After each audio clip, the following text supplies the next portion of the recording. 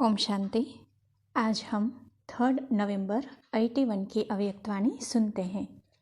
आज की वाणी का सार है, योद्धा नहीं दिल तख्त नशीन बनो।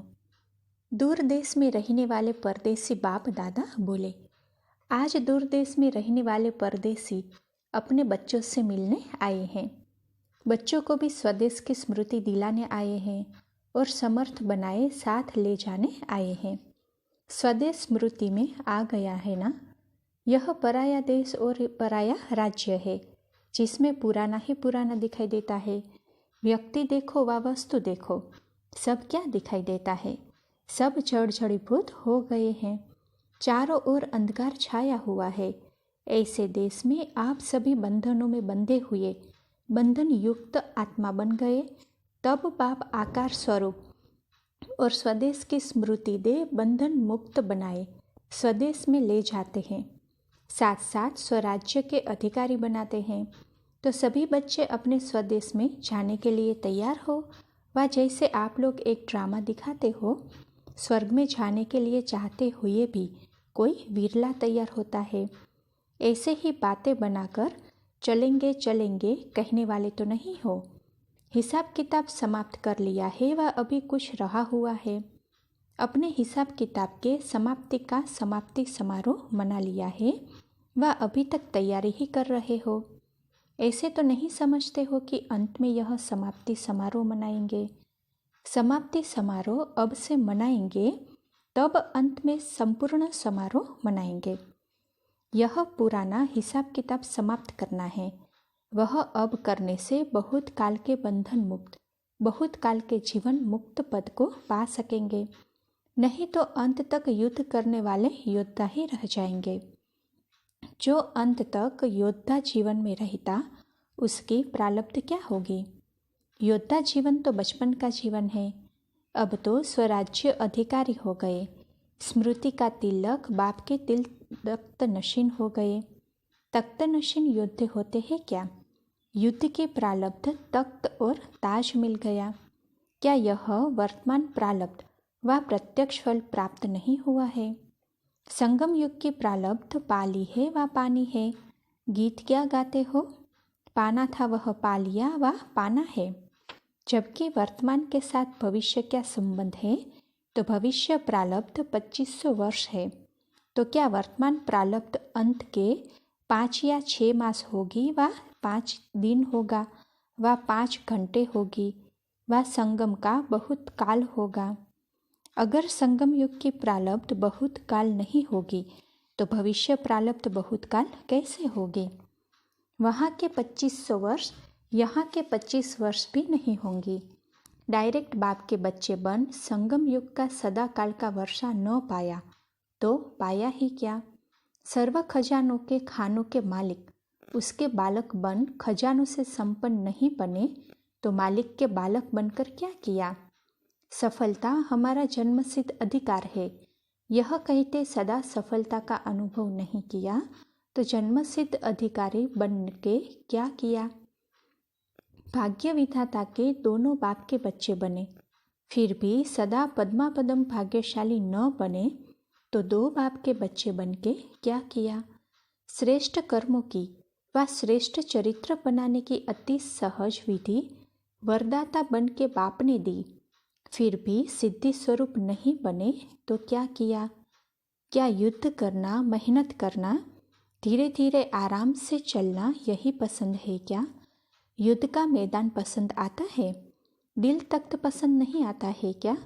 अगर तख्त ही पसंद है तो तख्त नशीन के पास माया आ नहीं सकती। तख्त से उत्तर युद्ध के मैदान में चले जाते हो, तब मेहनत करनी पड़ती है। जैसे कई बच्चे होते हैं, लड़ने झगड़ने के बिना रह नहीं सकते और कोई नहीं मिलेगा तो अपने आप से ही कोई न कोई कशमकश करते रहेंगे। युद्ध के संस्कार राज्य तख्त छुड़ा के भी युद्ध के मैदान में ले जाते हैं। अब युद्ध के संस्कार समाप्त करो, राज्य के संस्कार धारण करो, प्रारब्धि बनो, तब बहुत काल के भविष्य प्रारब्ध भी बनेंगे। अंत तक योद्धेपन की जीवन होगी तो क्या बनेंगे? चंद्रवंशी बनना पड़ेगा। सूर्यवंशी की निशानी सदा खुशी की रास करने वाले, सदा अतीन्द्रिय सुख के झूले में झूलने वाले। चंद्रवंशी राम को कब झूले में नहीं झुलाते हैं, रास नहीं दिखाते हैं, युद्ध का तीर कमान ही दिखाते हैं। पीछे का राज्य भाग्य मिलेगा। आधा समय का राज्य बहुकाल तो नहीं हुआ ना, तो सदा झूले में झूलते रहो। सर्व के रास मिलाते हुए खुशी की रास करते रहो। इसको कहा जाता है संगम युग के प्रारब्ध स्वरूप। पुरुषार्थी है यह शब्द भी कहाँ तक? अभी अभी पुरुषार्थी, अभी अभी प्रारब्धी।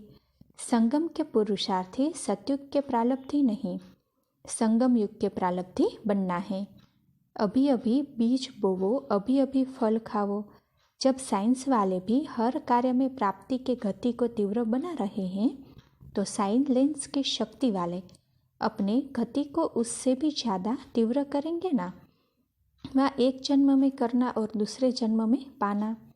वे लोग आवाज़ की गति से भी तेज जाना चाहते हैं। सब कार्य सेकंड की गति से भी आगे करना चाहते हैं। इतने सारे विश्व का विनाश कितने थोड़े समय में करने के लिए तैयार हो गए हैं। तो स्थापना के निमित्त बनी हुई आत्माएं सेकंड में करना, सेकंड में पाना, ऐसी तीव्र गति के अनुभवी नहीं होंगे। तो समझा अभी क्या करना है? प्रत्यक्ष फल खाओ। प्रत्यक्ष फल नहीं अच्छा लगता। मेहनत करने वाला फल अच्छा लगता है। मेहनत का सूखा फल खा के तो ऐसे कमजोर बन गए हैं। नयनहीन बन बुद्धिहीन श्रेष्ठ कर्महीन बन गए। अब तो ताज़ा प्रत्यक्ष फल खाओ। मेहनत को मोहब्बत में बदल दो। अच्छा, ऐसे सदा राज्य वंश के संस्कार वाले, सदा सर्व खजानों के अधिकारी अर्थात बालक सो मालिक, सदा संगमयोगी प्रालब्धि संस्कार वाले, प्रत्यक्ष फल खाने वाले, ऐसे सदा प्राप्ति स्वरूप, सदा सर्व बंधन मुक्त, संगमयोगी जीवन मुक्त, ऐसे तख्त ताजधारी बच्चों को बाप दादा का याद प्यार और नमस्ते। पार्टियों के साथ पर्सनल मुलाकात है। पहला, सदा रूहानी नशे में स्थित रहते हो। रूहानी नशा अर्थात आत्म अभिमानी बनना, सदा चलते फिरते आत्मा को देखना, यही है रूहानी नशा। रूहानी नशे में सदा सर्व प्राप्ति का अनुभव सहज ही होगा। जैसे स्थूल नशे वाले भी अपने को प्राप्तिवान समझते हैं, वैसे यह रूहानी नशे में रहने वाले सर्व प्राप्ति स्वरूप बन जाते हैं। इस नशे में रहने से सर्व प्रकार के दुख दूर हो जाते हैं। दुख और अशांति को विदाई हो जाती है। जब सदा काल के लिए सुखदाता के, शांतिदाता के बच्चे बन गए, तो दुख अशांति को विदाई हो गई ना। अशांति का नाम निशान भी नहीं। शांति के सागर के बच्चे अशांत कैसे हो सकते? रूहानी नशा अर्थात दुख और अशांति की समाप्ति, उसकी विदाई का समारोह मना दिया। क्योंकि दुख अशांति की उत्पत्ति होती है अपवित्रता से।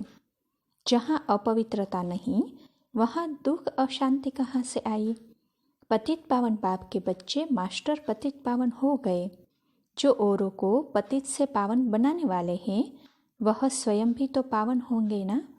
जो पावन पवित्र आत्माएं हैं, उनके पास सुख और शांति स्वतः ही है। तो पावन आत्माएं, श्रेष्ठ आत्माएं, विशेष आत्माएं हो, विश्व के महान आत्माएं हो, क्योंकि बाप के बन गए। सबसे बड़े से बड़ी महानता है पावन बनना। इसीलिए आज भी इसी महानता के आगे सिर झुकाते हैं। वह जड़ चित्र किसके हैं? अभी मंदिर में जाएंगे तो क्या समझेंगे? किसकी पूजा हो रही है? स्मृति में आता है कि यह हमारे ही जड़ चित्र है। ऐसे अपने को महान आत्मा समझकर चलो। ऐसे दिव्य दर्पण बनो, जिसमें अनेक आत्माओं को अपनी असली सूरत दिखाई दे। दूसरा, सदा चढ़ती कला में जा रहे हो। हर कदम में चढ़ती कला के अनुभवी। संकल्प, बोल, कर्म, संपर्क और संबंध सब में सदा चढ़ती कला। क्योंकि समय है ही चढ़ती कला का, और कोई भी युग चढ़ती कला का नहीं है। संगम युग ही चढ़ती कला का युग है। तो जैसा समय वैसा ही अनुभव होना चाहिए।